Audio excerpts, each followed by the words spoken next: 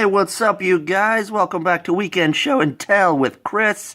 I am Chris Wacker, and this is a show I do on the weekends, showing off my little bits of my collection, little pieces at a time in groups, and talk about them and show them off to you guys and let you know how I feel about them.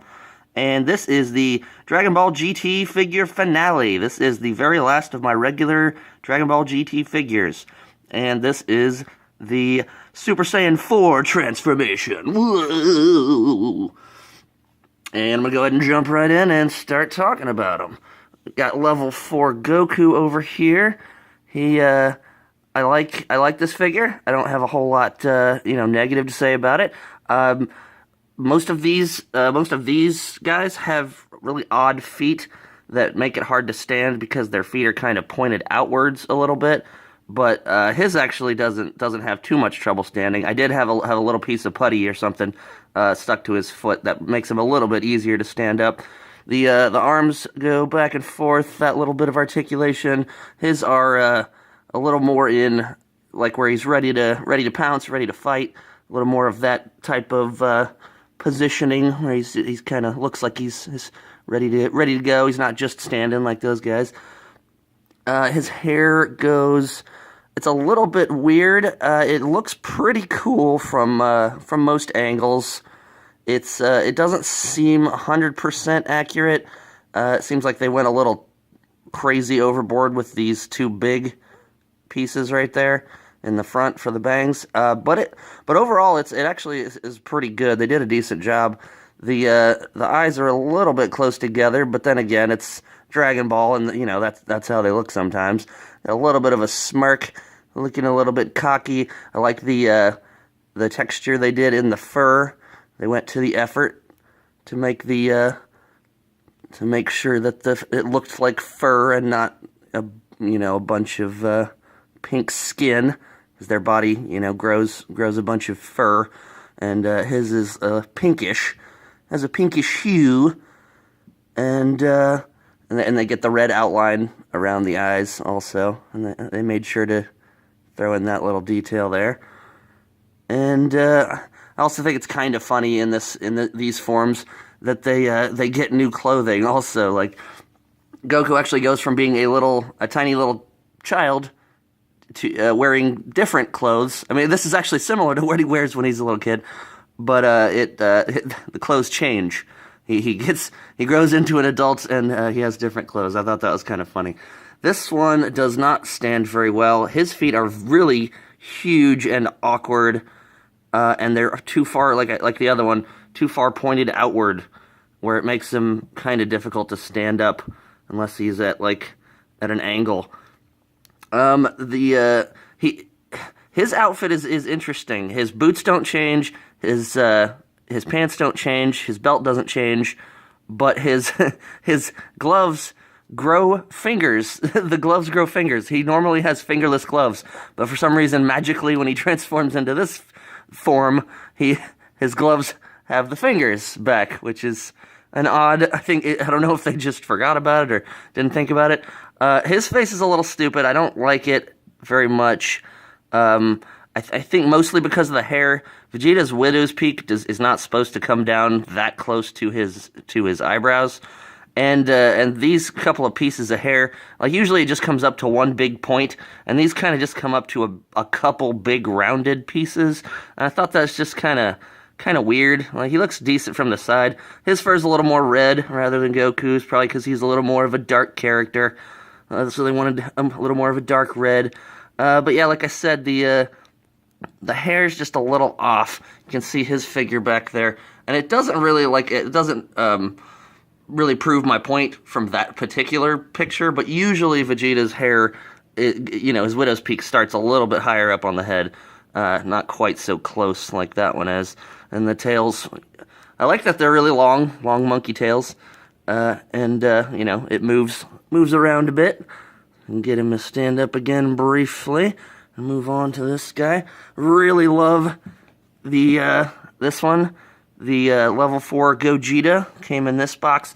The boxes are really kind of damaged. I've had them for a really long time, and they got kind of a little bit dinged up. Let's see if I can get it over here and show you guys without screwing it up or anything. It's a little bit damaged, but like again, I love the box art and everything. There's all the big old battle collection right there. So I'll get back to talking about that one here. I'll put that sideways because it's not, well, alright, crappy. I'll just have to set it over there for a moment. Alright, anyway, back to Gogeta. I love his hair, even though it's very rounded and kind of, you know, softer rather than pointy. I think they did a good job. There's a lot of detail. It looks pretty good. His fur's a little darker when they fuse. This is the dance fusion, where they do the dance and they become one person. And he instead of the red outline around the eyes, he gets a black outline around the eyes, which I thought was kind of an interesting choice also. He gets the vest, but you can't really see the other little orange piece of the vest because it's hidden by his hair. He's got a little bit of a windswept belt thingy there. He's also got the big flat feet that are that make him a little bit difficult to stand. He's not quite so bad. And that's about it for these guys. This is just another solid one, kind of like the others. Another solid battle collection guy. And go ahead and talk about this big bad beauty right here. I think it's a really good figure. It's pretty well made. There's lots of crazy detail. I think his face is a little bit off. He's missing the black outline like they're supposed to have. Around the eyes like I showed you before. And he does not have the black outline as he should, but it's got like lots of cool detail in the hair. One thing about this version of the fusion, he takes on more Goku rather than Vegeta of a look, I think.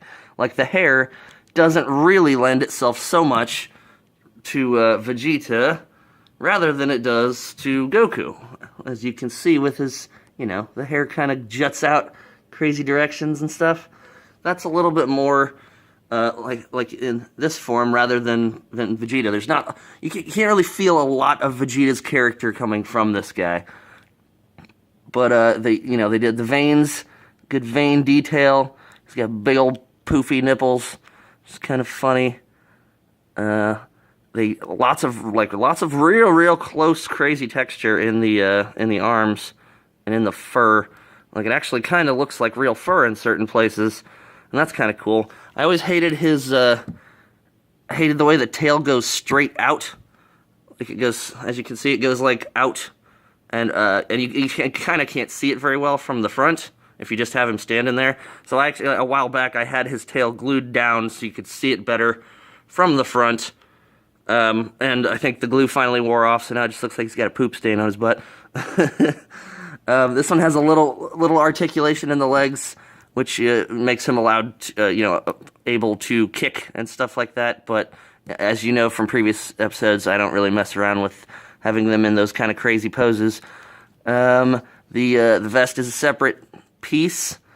I think the whole thing is a separate piece. It doesn't come off or anything, but I think it's just held down by his big crazy hair.